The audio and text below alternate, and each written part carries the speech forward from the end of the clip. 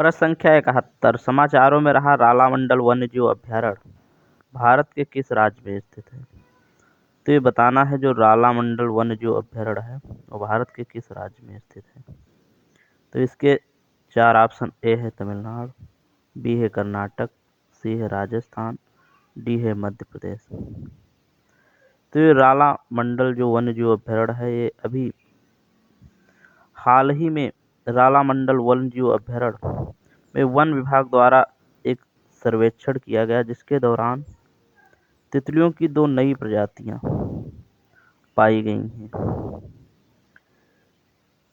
तो ये जो तितलियां जो हैं हमारे प्राकृतिक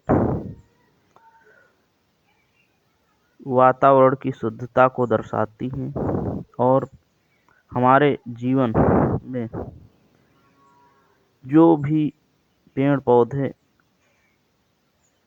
हैं उनकी बढ़ोतरी के लिए ये परागण क्रिया संपन्न करती हैं और ये स्वच्छ वातावरण में निवास करती है, इसलिए उस वातावरण की स्वच्छता की भी जानकारी होती है और जो ये हमारे परागण पौधों में परागण का माध्यम भी है। इसलिए ये जो है तितलियों की डाइवर्सिटी जहाँ पे जितनी अधिक पाई जाती है वातावरण उतना ही शुद्ध माना जाता है। तो ये जो 2 तितलियों की प्रजातियां पाई गई हैं ये इसी रालामंडल वन्यजीव अभयारण्य में है, इसलिए ये वन्यजीव अभयारण्य जो है चर्चा में आ गया है।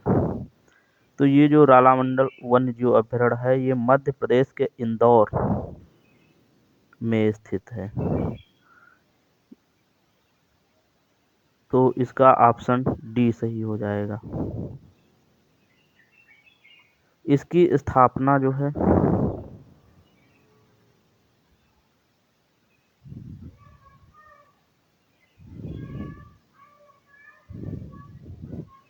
1989 में की गई थी। यह 5 वर्ग किलोमीटर क्षेत्रफल में ये जो है 5 वर्ग किलोमीटर क्षेत्र में फैला हुआ है। नर्मदा नदी इस अभयारण्य से होकर बहती है। जो इसका अभयारण्य है इससे नर्मदा नदी जो इसी अभयारण्य से बहती है। यह अपनी कई एविकुना पक्षी जीव के लिए प्रसिद्ध है। यहाँ पर जो है बहुत सारे प्रवासी पक्षी और जीव आते हैं जिनमें से अधिकांश सर्दियों के मौसम में यहाँ प्रवास करते हैं। बताते चलें कि पहले इसका उपयोग होल्करों के शाही परिवार के सदस्यों के द्वारा शिकार के लिए किया जाता था। अब जो है ये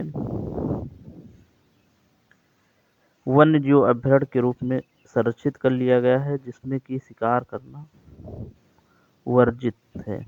इसलिए ये जो है डाइवर्सिटी जैव विविधता के मामले में बहुत धनी अभयारण्य है और यहाँ स्वच्छ सुंदर पौधों की विभिन्न प्रजातियां पाई जाती हैं जो कि यहाँ पर बहुत ही मनमोहक इस अभयारण्य को बना देती हैं।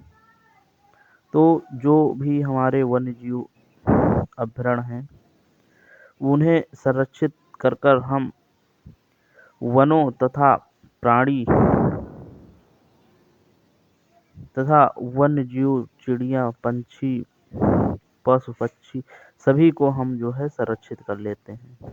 तो इसलिए वन्यजीव अभयारण्य जो है एक तरीके का जो हमारी मानव संपदा है उसे संरक्षित करने का एक काम करती है।